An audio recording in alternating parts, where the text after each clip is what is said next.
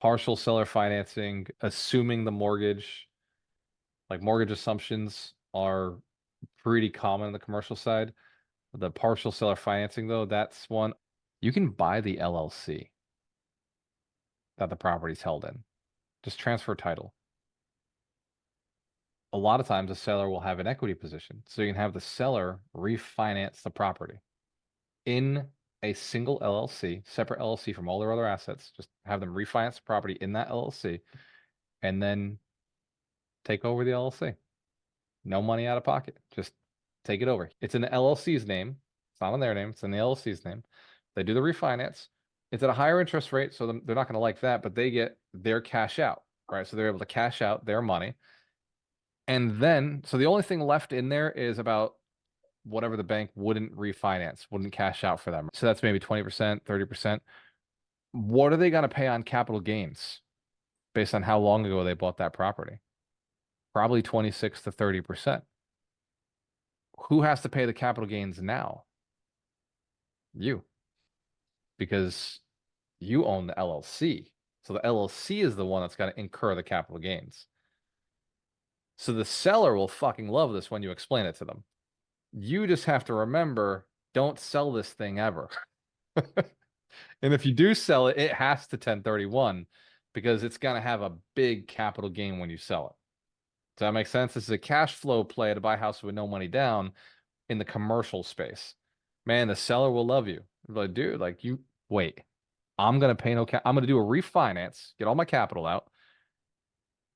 I'm going to have the same amount of money at the end if I pay taxes, or I maybe even I have more, and then I'm not going to have to pay any tax. I'm just going to get rid of this thing. It's your responsibility now. Just the LLC is yours, and I'm out.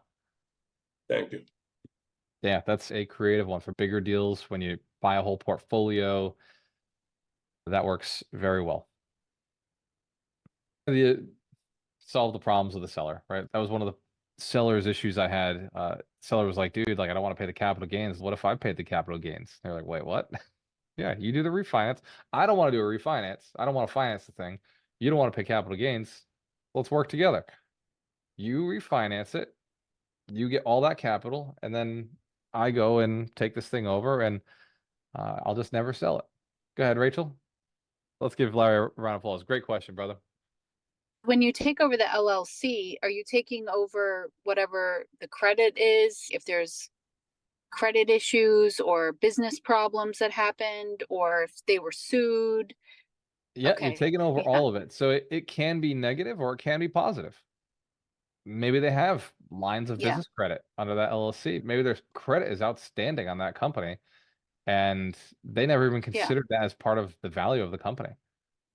You shouldn't have to worry too much, Rachel, because usually if a investor's getting sued, they disband the LLC. Usually it's like the first thing we do. So most LLCs that are around that are holding property probably don't have a lawsuit on them. But you should check, and you should find out before you acquire an LLC. And then, were you saying that you'll be paying taxes as taking over the LLC on the capital gains? Is that what you said? Only if you sell it. The person buying it? Yes, because the LLC is the one that owns those capital gains. So you being the new manager of the LLC, but you could always do the same strategy, right? Refinance the property and transfer the LLC to somebody else. Yeah, that's true. Just keep it in the LLC. The game just keeps going and pass along. Just let the next owner know, hey man, I wouldn't sell that. You wouldn't believe how much capital gains sit on that. Yep. Oh, that's good. Okay. Yeah, that was my question. Thank you. You're very welcome. Let's give Rachel a round of applause. Great question. Go ahead, Lauren. Just to make sure I got it right. This particular circumstance, say I walk up to a guy, right? Commercial real estate. He has it. It's not an LLC he's worried about. I say, hey, you can turn this thing into an LLC, blah, blah, blah, and we do it now. Is that what you did? What's the turnaround time with that?